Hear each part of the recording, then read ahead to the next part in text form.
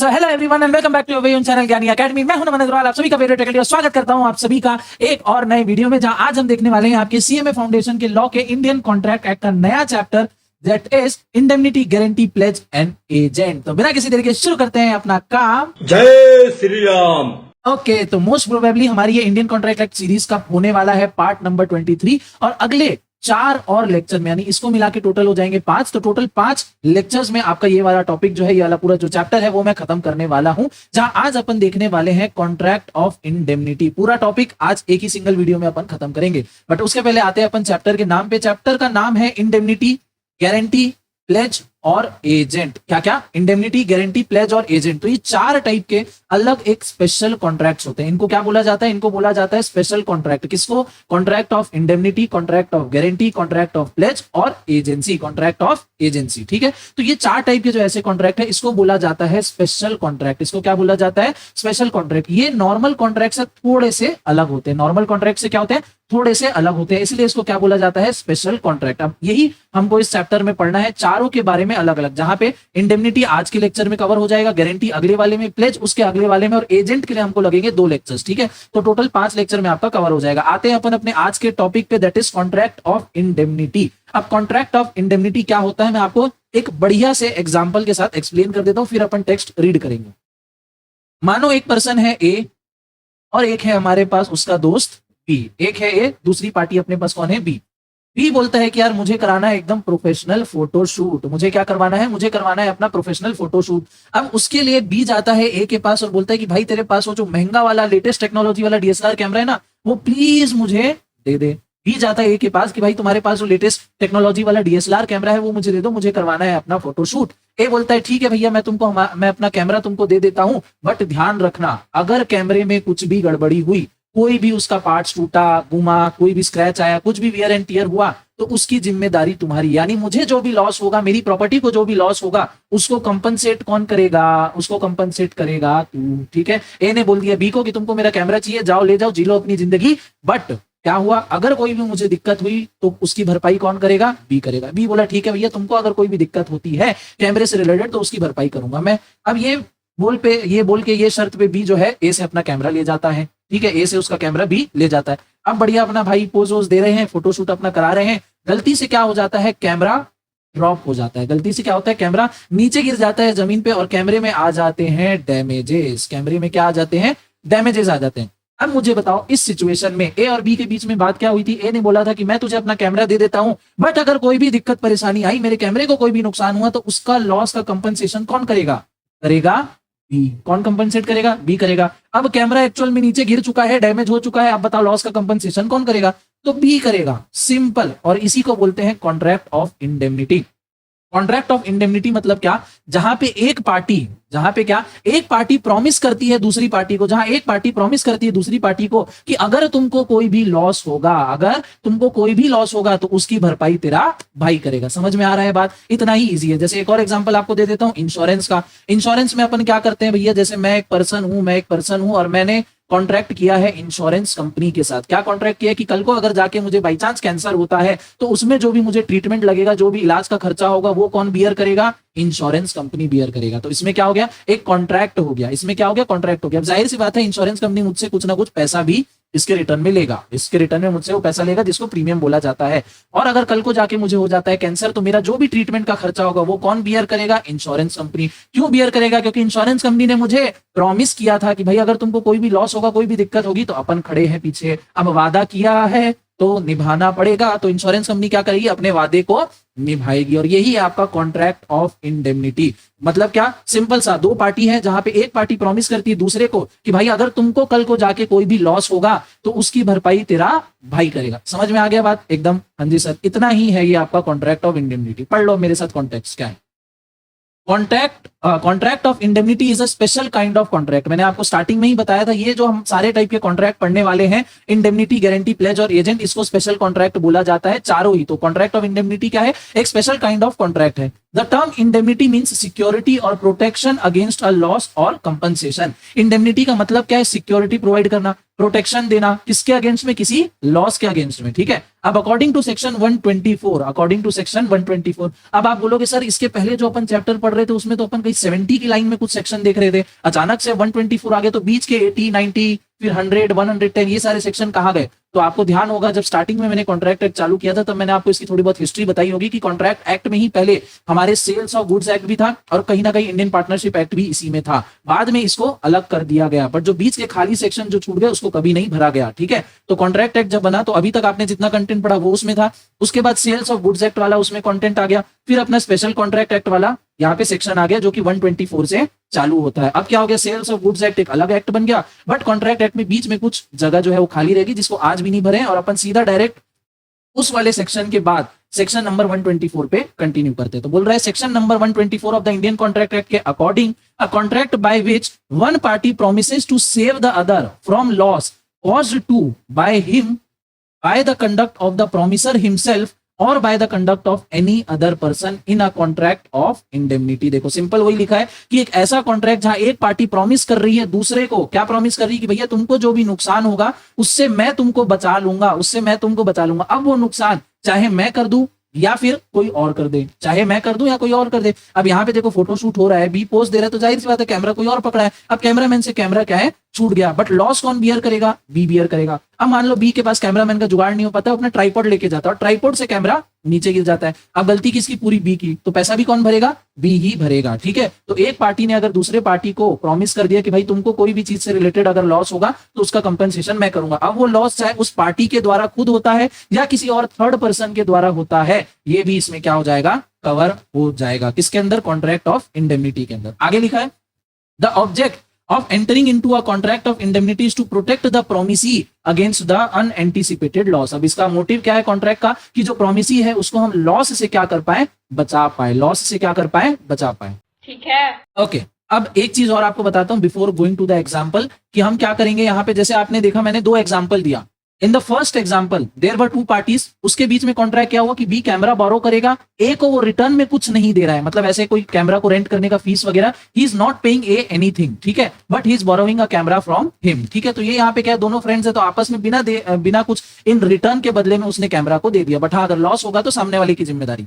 वहीं पे I have given you a second example जो कि था मेरे और इंश्योरेंस कंपनी के बीच में, वेयर आई हैव टू पे a certain amount known as premium to the insurance company। यहाँ पे इंश्योरेंस कंपनी भी गारंटी ले रही है कि सर अगर आपको आगे जाके कैंसर होगा तो हम आपके लिए खड़े हैं, हम आपका जो भी लॉस होगा उसको कवर करके चलेंगे, बट इसके रिटर्न में मुझे क्या पे करना पड़ रहा है? मुझे कुछ प्रीमियम पे करना पड़ रहा है। बट वहीं ऊपर वाले केस में क्या था? बी कुछ उसको रेंट का कोई अमाउंट या कुछ ऐसा ए को ऑफर नहीं कर रहा है, बी सिंपली उससे बोरो कर रहा है और ये आश्वासन दे रहा है, गारंटी कर रहा है कि भाई अगर तुमको कोई नुकसान होता है तो उसकी भरपाई मैं करूंगा। तो ये दोनों तरीके से हो सकता है, जरूरी नहीं है कि भैया दोनों पार्टीज को कुछ ना कुछ मिले, एक को भैया गारंटी मिल जाएगी उतना ही बहुत है, क्योंकि ये वन साइडेड कॉन्ट्रैक्ट होता है। Contract of indemnity is a one sided contract and not a two sided contract where one party receives guarantee from the other. Clear बात एकदम? हाँ जी सर। एग्जांपल देखो जो आपके नोट्स में लिखा है, क्या है? P contracts to indemnify Q against the consequences of any proceeding which are में take against Q.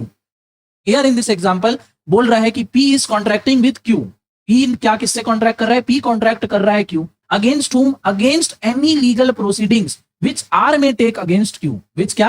R may take against Q in respect of a certain money। तो इसको क्या बोल रहे हैं? इसको क्या बोल रहे हैं यहाँ पे? इसको बोल रहे हैं कॉन्ट्रैक्ट ऑफ इंडेमनिटी। यहाँ पे क्या हो रहा है? यहाँ क्या हो रहा है? देखो पी कॉन्ट्रैक्ट कर रहा है क्या करने के लिए? इंडेमनीफाई करने के लिए। इंडेमनीफाई यानी लॉस को कवर करने के लिए क्यू से, ठीक है। यानी क्यू बोल रहा है पी को कि भाई हो सकता है आर आगे जाके मेरे ऊपर कोई एक्शन ले ले, एक काम कर तू मुझे कुछ गारंटी दे दे कि अगर मुझे जाके कल को लॉस होता है तो you will make sure of that कि वो लॉस क्या हो जाए? कवर हो जाए। तो यहाँ पे ये कॉन्ट्रैक्ट क्या है? इंडेमनिटी का कॉन्ट्रैक्ट है, वेयर पी प्रोमिसेस क्यू कि if R takes any action upon you then I am there to cover your losses. Clear बात एकदम? हाँ जी सर। अब यहाँ पे देखो parties to a contract, how many parties are there in the contract of indemnity? Answer is 2। मैंने यहाँ पे आपको दो एग्जांपल दिया है, दो एग्जांपल है यहाँ पे, इसमें क्या है? दो ही पार्टीज हैं। कितनी पार्टी है? दो पार्टी है। एक पार्टी है प्रॉमिसर और ऑल्सो नोन एज इंडेमनीफायर, दोनों ही एक है, कंफ्यूज नहीं होना है। प्रॉमिसर बोल लो या इंडेमनीफायर बोल लो, एक ही बात है। सेकंड पार्टी इज प्रोमिसी और द इंडेमनीफाइड और द इंडेमनिटी होल्डर। प्रोमिसी बोलो, इंडेमनीफाइड बोलो या इंडेमनिटी होल्डर बोल दो, it is one and the same thing. पहली पार्टी पे आते हैं, प्रोमिसर कौन है? Who promises to bear the loss, who promises to bear the loss. In the above example, A और बी वाले एग्जांपल में प्रोमिसर कौन है? बी है प्रोमिसर, क्योंकि बी प्रॉमिस कर रहा है to bear the loss which A may suffer, which A may suffer. In the second example between me and insurance company, who is the promisor here? The promisor is the insurance company, the promisor is the insurance company who agrees to cover the loss। अब second party जो बच गई भैया, promisee, यानी जिसको guarantee मिल रही है, यानी जो टेंशन फ्री पार्टी है, जो टेंशन फ्री पार्टी है वो क्या है? वो है इंडेमनिटी होल्डर, जिसका लॉस क्या है? Whose loss is covered, whose loss is covered या who are compensated, जिसको कंपनसेशन मिलने वाला है या जिसका लॉस कवर है, उस पार्टी को क्या बोलेंगे? Indemnity holder. In the example of my self and insurance company, I am the indemnity holder and the insurance company is the indemnifier, whereas in the example of A and B, B is the promisor or indemnifier and A is the promisee or the indemnity holder or also known as indemnified। Clear बात है एकदम? हाँ जी sir. आगे इन the above stated example, यानी notes में जो example दिए उसमें P is the indemnifier, P is the indemnifier और promiser as he promises to bear the loss of Q। मैंने बताया था ऊपर में, Q बोल रहा है कि मुझे डर लग रहा है कि R मुझे कल पे जाके कोई लीगल एक्शन ले सकता है, कोई प्रोसीडिंग करवा सकता है, तो P पिक्चर में आता है। P says that अगर R तुम पे कोई भी केस करता है then I am there for you. तो P क्या कर रहा है? P लॉस को बियर करने के लिए रेडी है। तो जो पार्टी लॉस को बियर करने के लिए रेडी है that is known as the indemnifier and whose loss is covered it is known as indemnity holder. तो Q हमारा क्या हो जाएगा? इंडेमनिटी होल्डर हो जाएगा। Q इज द प्रोमिसी और द इंडेमनिटीफाइड और indemnity holder as his loss is covered by P, as simple as that. तो ये था आपका इंडेमनिटी, कॉन्ट्रैक्ट ऑफ इंडेमनिटी का मतलब। और अपन ने देखा कि कितनी पार्टीज होती है, तो अपन ने देखा दो पार्टीज होती है, पहला indemnifier, sorry indemnifier and second is indemnified या इंडेमनिटी होल्डर। क्लियर बात एकदम? हाँ जी सर। अब आगे बढ़ते हैं essential of the contract of indemnity में, कि एक इंडेमनिटी का कॉन्ट्रैक्ट होने के लिए what are the elements which are essential, यानी they must be present in the contract. अगर इसमें से एक भी एलिमेंट नहीं होगा तो कॉन्ट्रैक्ट ऑफ इंडेमनिटी क्या हो जाएगा? वॉइड हो जाएगा, वो एक कॉन्ट्रैक्ट नहीं कहलाएगा। तो पढ़ो सबसे पहले, parties to a contract, there must be two parties, दो पार्टीज तो होनी चाहिए, एक हो जाएगा प्रोमिसर, एक हो जाएगा प्रोमिसी। एक सिंगल पार्टी किसी के साथ कॉन्ट्रैक्ट नहीं कर सकता, सिंपल बात है, इंडेमनिटी का कॉन्ट्रैक्ट नहीं कर सकता। Second is protection of loss, the loss may be caused due to the conduct of the promisor और एनी अदर पर्सन, फर्क नहीं पड़ता, बट लॉस अगर हो जाएगा तो उसकी प्रोटेक्शन की बात उसमें लिखी होनी चाहिए। अ contract of indemnity is entered into for the purpose of protecting the promisee from the loss. अब वो लॉस किसी से भी हो, चाहे प्रोमिसर खुद उसका लॉस कर दे या कोई थर्ड पार्टी लॉस कर दे। Point number 3 is expressed or implied. The contract of indemnity may be expressed or may be implied। यानी क्या? एक्सप्रेस्ड मतलब क्या होता है? आप बाय वर्ड्स, स्पोकन या रिटर्न में आप कॉन्ट्रैक्ट करते हो, चाहे लिखित रूप में या आप ओरली बोल के करते हो कि भाई ठीक है तुमको कोई लॉस होगा तो I am there for you, इसको बोला जाता है एक्सप्रेस कॉन्ट्रैक्ट। इंप्लाइड कॉन्ट्रैक्ट क्या होता है? जहां पे ना वर्ड्स होता है ना पेन पेपर पे बात होती है, बट एक्शन के द्वारा हम कॉन्ट्रैक्ट में एंटर हो जाते हैं। हम क्या करते हैं? एक्शन के द्वारा हम कॉन्ट्रैक्ट में एंटर हो जाते हैं। फॉर एग्जाम्पल, आप अपने एक फ्रेंड से पेन ड्राइव बोरो करते हो, आप अपने फ्रेंड से क्या करते हो? पेन ड्राइव बोरो करते हो। अब पेन ड्राइव लेते देते समय आपने नहीं बोला कि भाई अगर घूम जाएगा तो तू मुझे दे देना या कर देना, ऐसा कोई बात नहीं हुआ था। अब आपने पेन ड्राइव बोरो करके लाई and now the pen drive is lost. आपने पेन ड्राइव बोरो करके लाई from your friend and now the pen drive is lost. अब आप क्या करते हो? आप सिंपली अपने फ्रेंड को एक नया pen drive of the same company of the same brand उसको खरीद के दे देते हो। तो ना ही आपके बीच में कोई वर्ड्स एक्सचेंज हुए, ना ही आपने रिटर्न कॉन्ट्रैक्ट किया, बट आपने किसी से चीज बोरो करी, घूम गई, और out of maturity, out of courtesy आपने क्या किया कि यार दूसरे का नुकसान नहीं होना चाहिए, आप अपने पैसे से उसको उसकी पेन ड्राइव क्या है खरीद के दे देते हो। तो ये आपने क्या किया? By conduct of the party, by conduct of the party, यानी आपने एक्शन ही ऐसा लिया जिससे सामने वाले पार्टी का क्या हो गया? लॉस कवर हो गया। तो ये हो गया इंप्लाइड तरीका। ये क्या हो गया? इंप्लाइड तरीका, यानी आपने बाय कंडक्ट से क्या किया? आपने जो है कॉन्ट्रैक्ट को एंड कर दिया। क्लियर बात एकदम? हाँ जी sir. Fourth one is essentials of a valid contract. All the essential elements of the valid contract must be present in the contract of an indemnity. अगर एक भी element of an essential contract is missing then the contract of indemnity will be void. समझ में आ गया? बिल्कुल हाँ जी sir. A contract of indemnity is a special kind of contract. The principle of general law of contract contained in section 1 to 75 of the Indian Contract Act are applicable to them. Therefore, it must possess all the essential of a valid contract. Last point is number of contract. कितने contract होते हैं indemnity के contract में? तो मैंने आपको पहले ही बताया कि सिर्फ एक कॉन्ट्रैक्ट होता है। क्या होता है? सिर्फ एक कॉन्ट्रैक्ट होता है कि भाई मुझे अगर कल को लॉस होगा तो मेरे लॉस को तुम बियर करोगे, तुम कॉम्पनसेट करोगे। तो यहाँ पे सिर्फ एक वन वे कॉन्ट्रैक्ट हुआ। तो in a contract of indemnity there is only one contract that is between the indemnifier and the indemnified. There is only one contract between the indemnifier and indemnified. ठीक है। Okay, so moving on to our next topic, that is rights of a promisee या indemnity holder. एक indemnity holder या promisee के क्या क्या rights होते हैं, यानी उनके क्या क्या अधिकार होते हैं, वो क्या क्या काम under a contract of indemnity करवा सकते हैं। तो as per section 125 of the Indian contract act, following are the rights available to the promisee या indemnity holder provided he has acted within the scope of his authority. उसने अपने scope of authority के under ही act किया हो, बाहर जाके उटपटांग कोई काम ना किया हो। सबसे पहला, right to recover the damages paid in suit. Second is right to recover cost incurred in defending a suit. Third is right to recover sum paid under a compromise. And fourth is right to sue for a specific performance. अब 4 type के right है जो एक indemnity holder के पास होते हैं। अब ये क्या है, मैं आपको एक एग्जांपल के जरिए समझाता हूं। Let me give you another new example. Contract होता है ए और जेड के बीच में। कॉन्ट्रैक्ट होता है ए और जेड के बीच में, where Z borrows motorcycle of A, where Z borrows motorcycle of A and A says कि भाई अगर ठोकेगा, एक्सीडेंट होगा, कोई भी लॉस होगा, कोई भी डैमेज होगा, देन यू हैव टू पे फॉर इट। Z agrees. हो गया कॉन्ट्रैक्ट ऑफ इंडेमनिटी। क्लियर है सबको? हाँ जी सर, हो गया। अब मान लो जेड भैया निकलता है गड्डी लेके, रास्ते पे मोड़ आता है और गाड़ी को वो ठोक आता है। ठीक है, जेड निकलता है रास्ते पे एक मोड़ आता है और जेड गाड़ी को ठोक आता है। गाड़ी की हो गई ऐसी तैसी। अब भैया जेड ने टक्कर मार दी एक्स को। जेड ने क्या हुआ? टक्कर मार दी एक्स को। अब यहाँ एक्स का भी नुकसान हुआ और ए के गाड़ी का भी नुकसान हुआ। एक्स का भी नुकसान हुआ, ए के गाड़ी का भी नुकसान हुआ। एक्स बोला भैया गाड़ी है ए की, एक्स बोला गाड़ी है ए की, एक्स ने कर दिया ए पे केस। एक्स बोला गाड़ी है ए की, एक्स ने कर दिया ए पे केस। अब ए को केस लड़ना पड़ेगा क्योंकि भैया गाड़ी तो उसकी थी। अब चला कोई और रहे हो, सारे प्रूफ जमा करेगा, दैट इज बात की बात। ठीक है, ए के ऊपर हो गया केस। ए की तो गाड़ी ठुकी, उसका तो उसको डैमेजेस हुआ ही हुआ। अब एक्स ने उसके ऊपर केस कर दिया, वो केस करेगा, वकील करेगा, दुनिया भर की चीजें होंगी, खर्चा उसका लगेगा।